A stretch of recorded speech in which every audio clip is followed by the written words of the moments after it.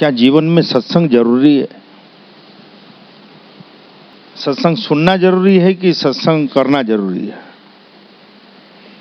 जय माड़े, सत्संग सुनना जरूरी है कि सत्संग करना जरूरी है? जोर से जवाब तो दो कुछ।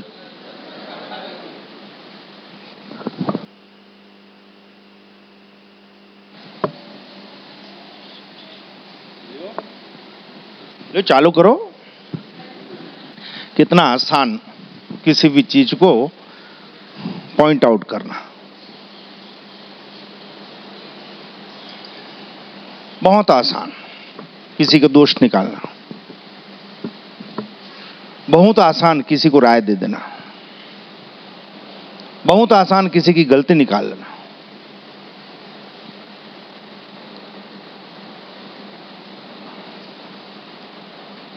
बहुत आसान है, किसी को भी गलत कह देना बहुत मुश्किल है, किसी को सही कहना। आप सही को सही नहीं बोल सकोगे कभी भी। आप गलत को गलत बोलने में सेकंड भी नहीं लगाओगे, लेकिन अगर कोई सही बोल रहा है तो उसको आप स्वीकार नहीं कर सकते। इस अहम को जब तक गालोगे नहीं, सत्य को स्वीकारोगे नहीं, सत्य का संग तो हो ही नहीं सकता।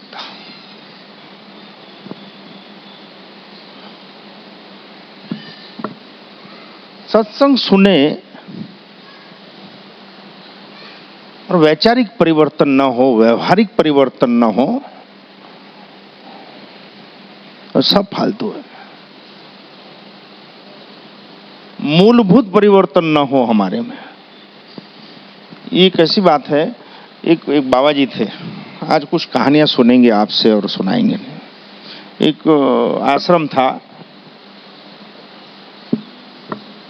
तो सब चेले चपाटी लोग इकट्ठे हुए। गुरुजी को बोले, गुरुजी मन शुद्धिकरण के लिए और आत्मा की शुद्धि के लिए सब शिष्य लोग आपसे निवेदन लेके आए हैं आपके पास कि हम तीर्थाटन करना चाहते हैं देश का। पौराणिक जगहों के दर्शन करें, धार्मिक स्थानों में स्नान ध्यान करें, आत्मा को मन को शुद्ध करके आए हैं। स्वामी जी थोड़ा देखे, ठीक है भाई, आपको इच्छा है कि इससे मन की शांति मिलेगी, विचार शुद्ध होंगे, तन शुद्ध होगा, भाव शुद्ध होंगे, तो ठीक है जाओ। पर जाने से पहले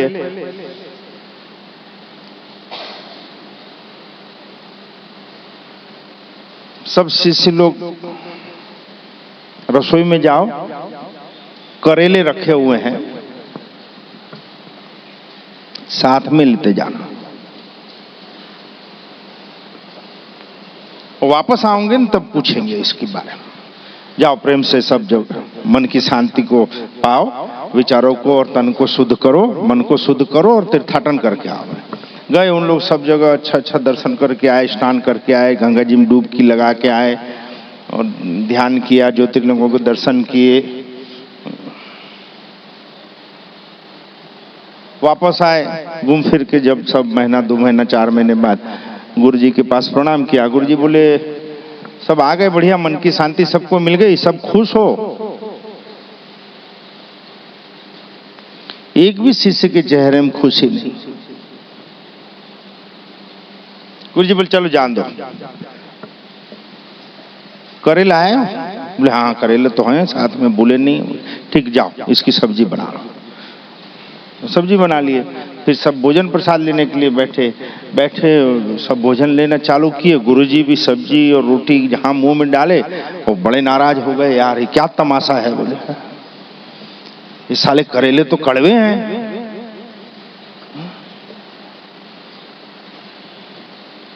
शिष्य लोग बोले गुरुजी करेले तो कड़वे ही रहेंगे ना। वाह, 4 महीना तीर्थाटन करके आए, साथ में करेले साले मीठे नहीं हुए। गुरुजी कैसे मीठे होंगे, ये तो इसका स्वभाव है। तो बोले यही तो मैं बता रहा हूं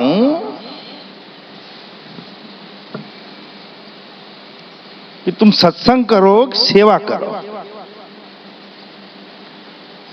चाहे हनुमान जी के पीछे पूंछ पकड़ के लटका, चाहे महादेव जी पे उल्टे लटक जाओ, जब तक तुम्हारे मन की भड़वागिरी नहीं निकलेगी, तुम्हारे मन के मूलभूत परिवर्तन नहीं होंगे, कुछ होने का नहीं। सब दिखावा है। हमारे में अगर बेसिक परिवर्तन नहीं आते, तुम्हारा मूल स्वभाव परिवर्तित नहीं हो सकता, तो क्या मतलब है?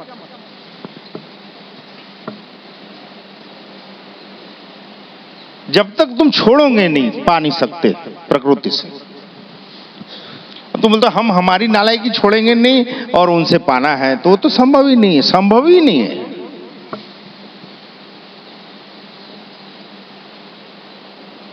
निरंतर 10 साल से ये चीज माड़ी के यहां बोली जा रही है। विचारों को फिल्टर करो, संगतों का ध्यान रखो, बाहर का कचरा कानों के दरवाजे से अंदर मत डालो। अगर ये कर रहे हो तो आप जागृत शक्ति की सेवा नहीं कर सकते, कोई असर नहीं। क्योंकि हम जय माड़ी, क्योंकि हम इसके लिए थोड़ी ना आए थे माड़ी। ये प्राप्ति क्यों नहीं हो रही है आपको? क्योंकि आप इसके लिए जगदम्बा के पास नहीं आए हो।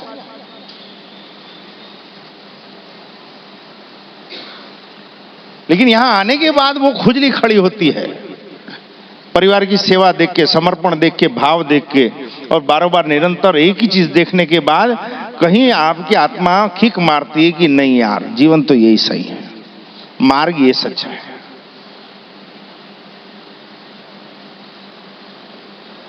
लेकिन आए कुछ और चीज के लिए और पाना और कुछ चाह रहे हैं। खुद को टटोल लेना सब। आप अगर आज भरे हुए नहीं हो, अधूरे हो, उसका कारण आपकी नालायकी है मात्र।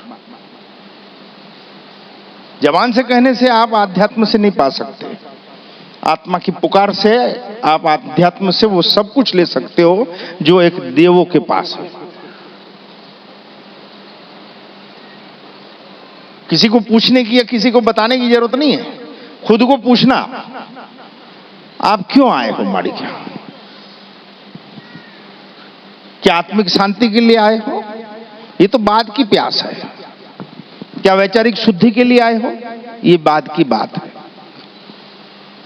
आप आए आपके दुख के लिए, आपके दर्द के लिए, आपकी आत्मा की पीड़ा के लिए नहीं आए, आप शरीर के दुख के लिए आए। ऐसा कौन है जो माड़ी के आने के बाद शारीरिक दुख माड़ी ने उसका दूर नहीं किया? वो चाहे किसी भी स्तर का हो।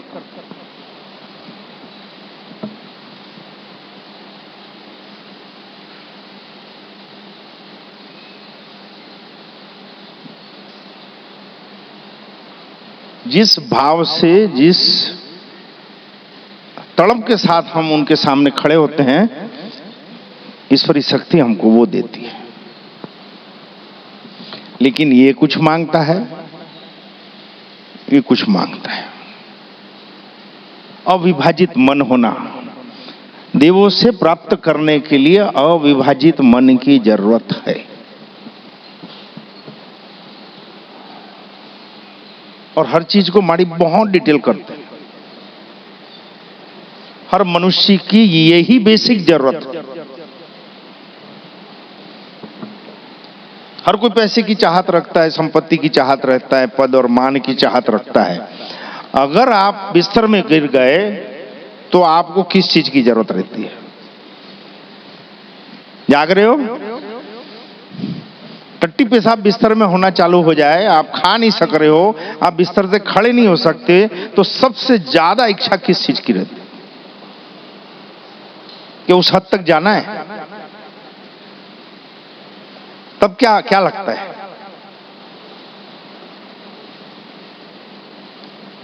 कुछ नहीं होना यार, बस कुछ नहीं होना यार, तबीयत ठीक हो जाए भाई। और ठीक हो गई और फिर अपनी जात पे आ जाएंगे। ठीक होने की देर है। क्यों? जब मौत के दरवाजे पे खड़े रहो, डॉक्टर बोल दे नो मोर चांस, 50-50 भी बोल दिया तो टाके ढीले हो जाते हैं आगे पीछे के। नो मोर चांस की तो बात छोड़ दो बे, 50-50 बोल दिया यार। डॉक्टर थोड़ी देर ऐसे बैठ जाए तो सामने वाले की धड़कन बढ़ जाती है, क्यों डॉक्टर साहब क्या हुआ? तो उसके बाद भी ढक्कन नहीं खोलते हुए। सभी पे लागू पड़ती है बातें।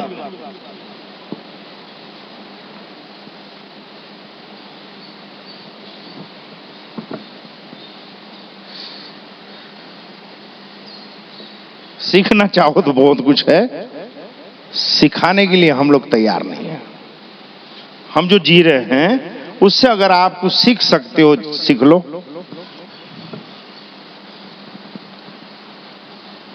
हम अगर लक्ष्य पे केंद्रित हैं, हमारे जीवन की जरूरत हमको क्रिस्टल क्लियर हो गई तो कोई परिस्थिति हमको परेशान नहीं कर सकती।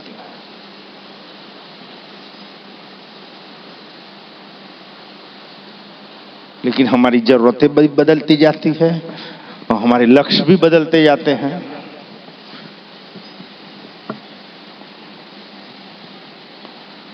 हर किसी को सुख होना, और सुख किसको बोलते हैं किसी को मालूम नहीं। हर किसी को शांति होनी, शांति किसको बोलते हैं मालूम ही नहीं। बस दौड़े जा रहे हैं जानवरों टाइप में। एक क्लिपिंग मैं 2-4 दिन से, हफ्ते से दिखा रहा हूं सबको, बहुत बढ़िया वाली, देखते ना।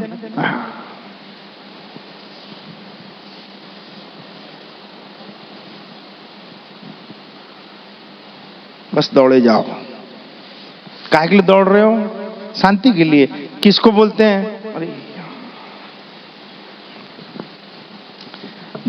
जब अपन छोटे रहते हैं तो अपन क्या लगता है, 4 व्हीलर में घूमने मिल जाए तो कितना बढ़िया मजा है, और कुछ अच्छा नहीं लगता। मैं मेरी बात कर रहा हूं, मैं छोटा था, आप लोग तो सब बड़े बड़े हो गए। तो लकड़ी व्यवसाय से पैतृक काम था,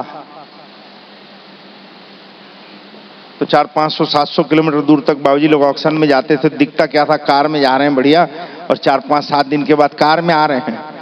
ये जा रहे हैं और आ रहे के बीच क्या क्या पापड़ बिला रहे हैं वो थोड़ी नहीं देखने देते।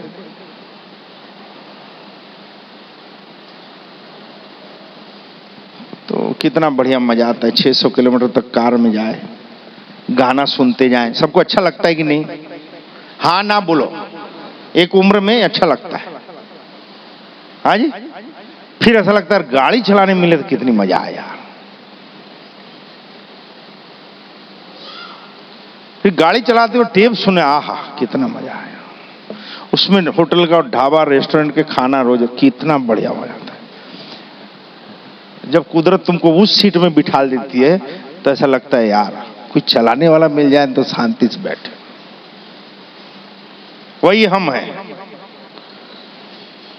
लेकिन अगर कोई चलाने वाला मिल जाए तुरंत बाजू की सीट में बैठ जाए, तू चला ना, मिल ले, बहुत चला है। और चलाते चलाते कहीं टेप चालू गया, भैया थोड़ी देर शांति रहने दिया। टेप कुछ भूल से चालू कर दिया, अभी रब बंद करना यार। हम वही हैं, लेकिन हमारे समय के साथ हमारी इच्छाएं और हमारे सुख बदल गए। एक ही शाश्वत सुख है ऐसा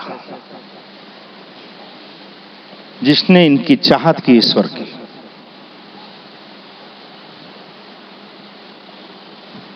और उसमें 19-20 हो जाए तो वो चाहत कोई काम की नहीं। ये लगनी ऐसी ईश्वरी आध्यात्मिक लगनी ऐसी कि ये चाहत, ये प्रेम, ये समर्पण ऐसा जैसे पानी और काई। जल्दी समझ जाओगे आप। काई कहां जमती है? काई समझते हो कि नहीं? उसका और पानी का प्रेम कैसा? पानी सूखा तो माड़ी तेरे लिए जान दे देंगे, माड़ी तेरे सिवाय कुछ नहीं है, फटी हुई है इसलिए बोल रहे हो भाई। वही हैं और वहीं खड़े हैं।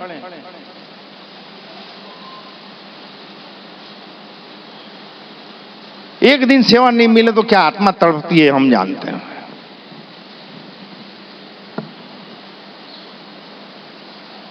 एक दिन चौखड़ के नीचे माड़ी अगर खड़ा कर दे तो ऐसा लगता है लानत है जीवन पे साली।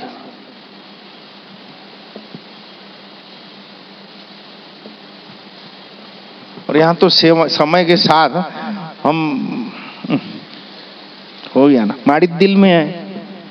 हम तो माड़ी को रोज याद करते हैं, माड़ी के नाम की रोज अगरबत्ती लगाते हैं भैया। तो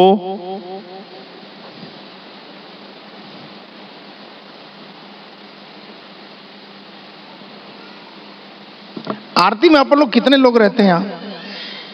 मैं बहुत कुछ सीखा हूं आप लोगों से, हर हर हर आगंतुक से मैं कुछ सीखता हूं। आरती के समय में कितने लोग रहते हैं? और मैं तो ये देखता हूं कि जब ये 2-4 लोगों को अनुमति दी गई है जो ये बजाते हैं आरती में या घंटे बजाते हैं, उन लोगों को अनुमति दी गई है कि आरती के बीच में बेटा वो छोड़ के इकट्ठे आ जाना, तो सेवक लोग सेवा कर लें फिर बजा सके। कोंटे कांटे में खाली रविवार को थोबड़े दिखते हैं ना, उन लोग भी दौड़ के हाथ लगाते हैं और स्वयं भी सोचते हैं हम सेवक हैं भाई।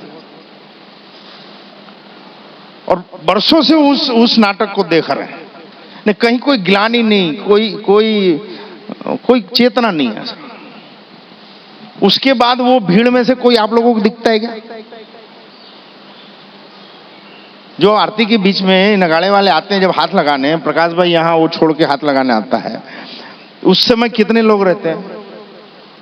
उसमें से कोई चेहरे उसके बाद दिखते हैं? फिर भी हम सेवक हैं।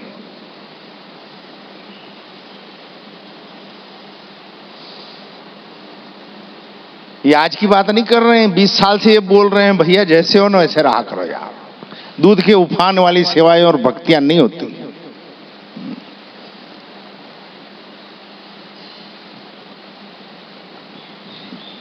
इसको दूसरे तरीके से समझाएं। हम यहां हैं, इनकी छांव में हैं,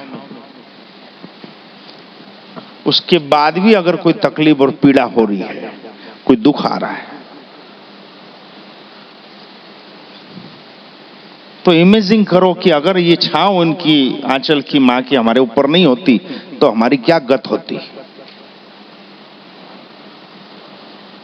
आज अगर उसकी छांव में बैठे हैं, वो उसकी ज्योत का प्रकाश में बैठे हैं, माड़ी के ओरा में हैं, और उसके बाद भी अगर जानवरों टाइप जी रहे हैं, इतने दुख और इतने प्रेशर में हैं, तो उनका आंचल हट जाए अगर ऊपर से तो क्या हाल हो। देव किसी का ठेका लेके नहीं बैठा है, लेकिन इन बाबाओं ने और धर्म के ठेकेदारों ने हमको घुसा दिया है कि देव मतलब अपने बाप का नौकर। हाँ अभी ताबीज बना देंगे ठीक हो जाओगे, किसी का बाप नहीं कर सकता ठीक। कोई पूजा पाठ कर लो, कोई अनुष्ठान कर लो, कोई जाप कर लो, ठीक होने वाली तो भूल ही जाओ यार। कर्म कहां छोड़ेंगे हमको।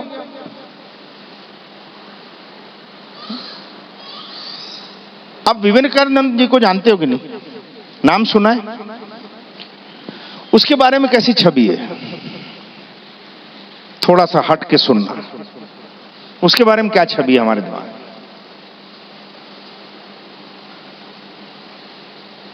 हमने क्या पढ़ा उनके व्यक्तित्व के बारे में, उस इंसान के बारे में, उसकी दृढ़ता के बारे में?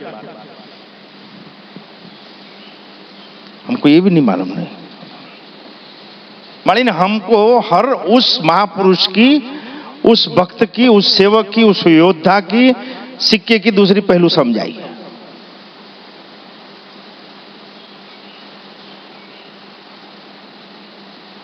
तो हर कोई इंसान किसी भी ओहदे में, किसी भी स्तर में बैठा हो, मानवीय कमजोरियां तो हर किसी की होती है।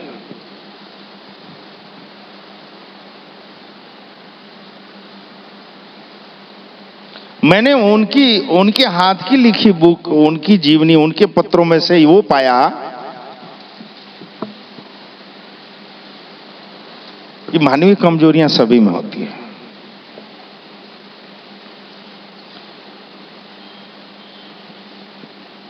वो फॉरेन जाते थे, उस समय रुपए का क्या मूल्य था? 400-500 रुपए मतलब मायने रखते थे। ब्रिटिश काल की बात कर रहे हैं। 400-500 रुपए न हो तो विवेकानंद बोले मेरे को अच्छा नहीं लगता। किसी ने सुना भी नहीं होगा ये।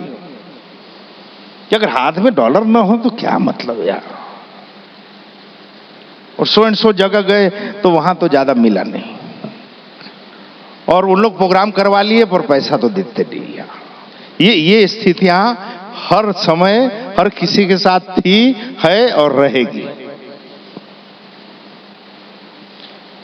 लेकिन एक पिक्चर क्या घुस गया या घुसा दिया गया, भगवा पहन लिया, उसको कोई दोष नहीं छूता है, नहीं है। लेकिन जब वो दिखता है हमको, पेपर में आता है या जो उसके फैसले होते हैं, तब हमारी आस्थाएं हिल जाती हैं।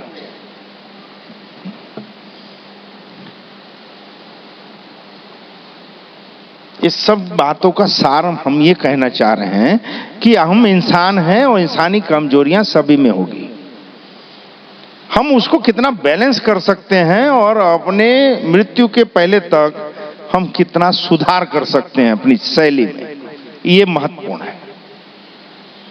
किसी भी स्तर को पा लेना इतना आसान नहीं है। अगर हम पाने के लिए आए हैं तो पाएंगे। इनकी गोद में बैठ के ये सेवाएं करना और उसके आदेश का पालन करना हमारे जीवन का एक ही लक्ष्य था, है और रहेगा। तकलीफें ना आए, कर्जा ना हो, गाड़ी घोड़े रहे, ये कभी मांग नहीं थी और इच्छा भी नहीं है, और हो रहा है तो सभी को लो वापरो साले को।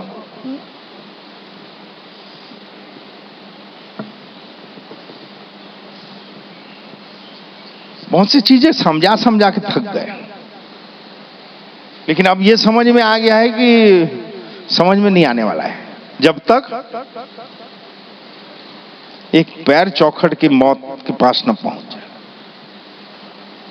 गुरु पूर्णिमा को सरदार क्या समझाने आया था सबको? 10 बार बोले हैं, आप यहां आए हो ना, उनसे मतलब रखो यार, हमको क्या लेना देना, तू तोप की नाल होगा अपने घर में, और तू खुजली वाला कुत्ता होगा तो अपने घर, मेरे क्या करना है भाई? तू जिस काम से आया वहां केंद्रित रहे। तू यहां किसी की टिक क्यों लगा रहा है कि ये सही है वो गलत है, वो गलत कर रहा है वो सही कर रहा है? तू अपना कर।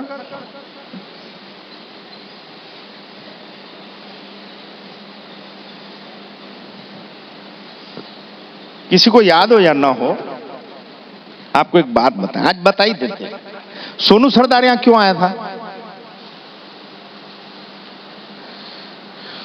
कुछ को मालूम है, कुछ को नहीं मालूम। और सभी कोई किसी न किसी प्रेतात्मा से पीड़ित होकर यहां आए हो, जिसको हम पितृ भी बोलते हैं, सम्मानीय शब्दों में हम उसको पितृ बोलते हैं। पर हमारा बाप अगर मर गया, मां मर गई, और उसके बाद अगर उनकी गति नहीं हुई या वो कोई स्तर पे वो ना पहुंच सके, तो वो प्रेतियों नहीं कहलाती है, जिसको हम सम्मान के साथ पितृ कहते हैं। है तो प्रेत जिनके पास शरीर नहीं है और जिसकी गति नहीं हुई, उसको सम्मानीय शब्दों में पितृ बोलते हैं। वो किसी का अहित नहीं करते, वो अपने परिवार पर केंद्रित और लक्षित रहते हैं। और जो हर किसी को परेशान करते हैं, इस स्वभाव को प्रेतियों ने कहा। तो पितृ हर किसी को परेशान नहीं करते, वो अपने कुल पे नजर रखते हैं। और माड़ी के साधारण भाषा में कहा जाता है कि आपके पितृ ही आपको यहां लाते हैं या आपका देव यहां लाता है। देव मतलब आपकी श्रद्धा जिसमें। तो कितने दिन याद रहता है?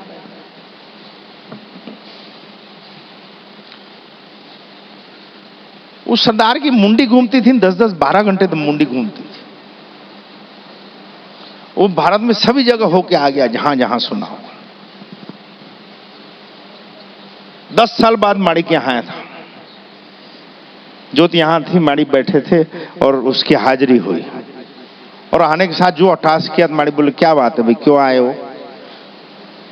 बोले बस आनंद आ गया। तो बताने आया है कि पूछने आया है? क्यों आया है? काम हो तो करो, बाहर निकलो चल। बुलाए नहीं हो तो आए क्यों?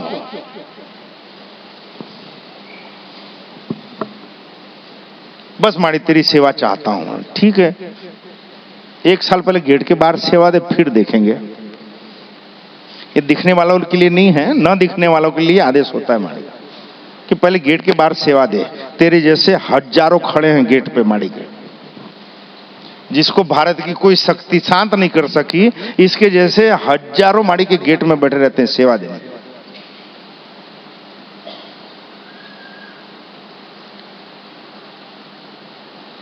तो चीज शांत हो गई। इसमें होता क्या था, उसका ट्राला ठोक देते थे,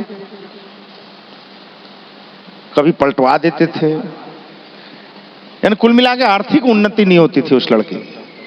माड़ी ने शांत किया, 1 से 2 3 ट्राले कर दिए।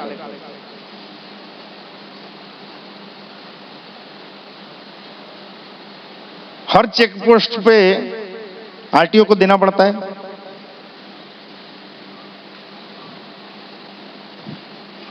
उसकी ट्रालर उड़ीसा से निकलती थी, राउरकेला से बॉम्बे जाती थी, एक पुलिस वाला पूरे रास्ते हाथ ऊंचा नहीं करता था।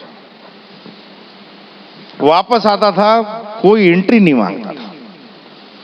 ट्राले वाले से एंट्री नहीं मांगे तो जो गाड़ी घोड़े चलाते हो उसको समझ में आएगा।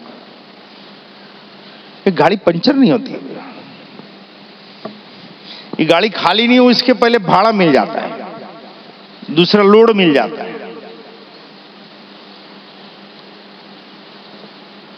घूमने लग गया।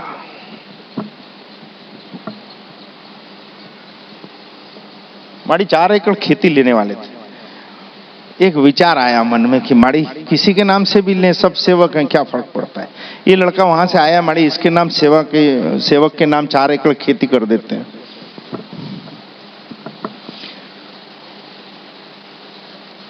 ये भाव आया, खंडेलवाल कान में बात डाली, खंडेलवाल सरदार के नाम कर देते हैं 4 एकड़। रात को सोए, सुबह 8 बजे ऊपर आया, पेपर पढ़ रहे थे, आया, पैर पकड़ा, बोले माड़ी एक बात बोलनी थी। बोलो, मेरे मन में बहुत से विचार उठ रहे हैं। जाग रहे हो ना आप लोग? ये तो एक की खोल रहे हैं खाली अभी। तो क्या बात है? बोले 2 साल हो गया, हमारा तो कुछ होता ही नहीं था, माड़ी की मिल्कत बन रही है। मैं बोला वारे मेलड़ी, वाह माड़ी, इसके नाम आज बैनामा करवाने वाला था और आप इसकी औकात खुलवा रहे हो सुबह सुबह। मैं बोला समझा नहीं क्या बोल रहा है। मतलब खेती गाड़ी घोड़े सब आप ही, हमारे नाम से तो कुछ हो ही नहीं रहा है। तेरे नाम से क्या होगा भाई, जबकि अगले दिन वो होने वाला था। बात रखे कि माड़ी मैं तो सबको अपना परिवार मानता हूं। माड़ी ने यह समझाया कि हर कोई तुझको अपना परिवार नहीं मानता, बोलता हर कोई है। बोल क्या चाहता क्या है? अरे बोल 2 साल हो गए जी, कुछ तो हो नहीं रहा है। बोले यार बात तो सच है यार, कैसा करना है? तो कोई मतलब नहीं है जी ऐसा। तेरे कौन बोला मतलब है? तो मैं कैसे करूं? गेट खुला है। कौन आमंत्रण दिया तुम्हारे को? आओ, मिलकत बनाओ, भागीदारी मिलेगी, ऐसा किसी को बोले? एक बात बता यार, तुम लोग सिख संप्रदाय से जुड़े हो, गुरुद्वारा में सेवा करने जाते हो, सेवक खून कहलाता है सरदार का, तो गुरुद्वारा की मिलकतें तुम्हारे बाप की होती क्या? तुम सेवा करने जा रहे हो, लूटने जा रहे हो? और कहीं की भी जो भी स्थिति होती है वो सेवकों के लिए ही होती है जब तक वो सेवक है। आप कंपनी में नौकरी कर रहे हो तो कंपनी की सुविधाएं मिलेगी, कंपनी के मालिक थोड़ी बन जाओगे यार।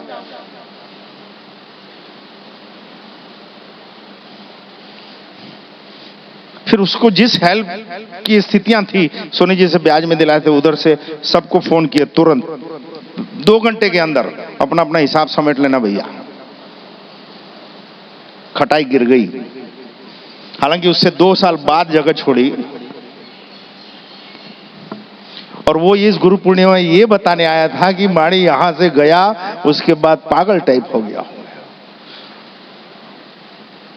तो ये तो हम जानते हैं कि आप यहां हो, उसके बाद अगर स्थितियां इतनी खराब है, जायसवाल लड़की, तो अगर यहां नहीं होते तो क्या होते? आज कई लोग बोलते हैं, तो एग्जाम्पल ले रहे हैं बेटा, और बोलना जरूरी है, क्योंकि किसी की इतनी स्थितियां 20 साल में नहीं बनी है सेवा की कि वो कुछ पा सकता है। हर कोई अपनी खिचड़ी पका रहा है। किसी ने ये सोचा कि माँ मेलडी की इस परिवार को क्या प्रेशर है, क्या तकलीफ है, क्या स्थिति है, किसी कोई लेना देना नहीं।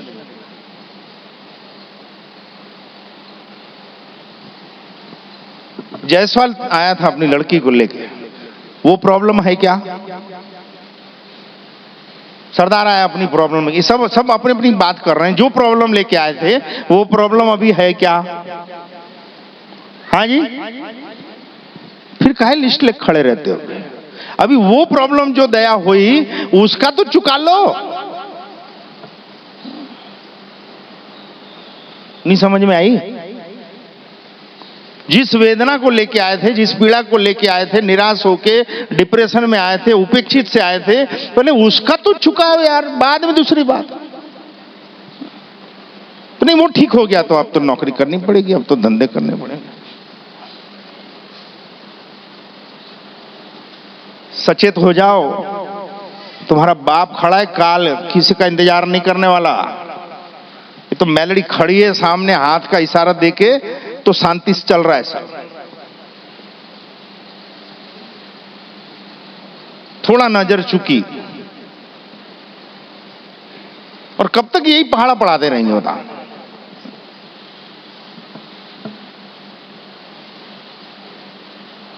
इसलिए बच्चे लोग कभी कभी विचलित हो जाते हैं। बोलो भैया टेंशन मत लिया करो, अपन ने कोई ठेका नहीं लिया है भैया इसको संभालने का, उसको संभालने का। संभले नहीं तो स्लिप हो, क्या फर्क पड़ता है? हम ना स्लिप हो जाएं बेटा, इस चीज का ध्यान रखना। ये चेहरे तो बदलते रहेंगे।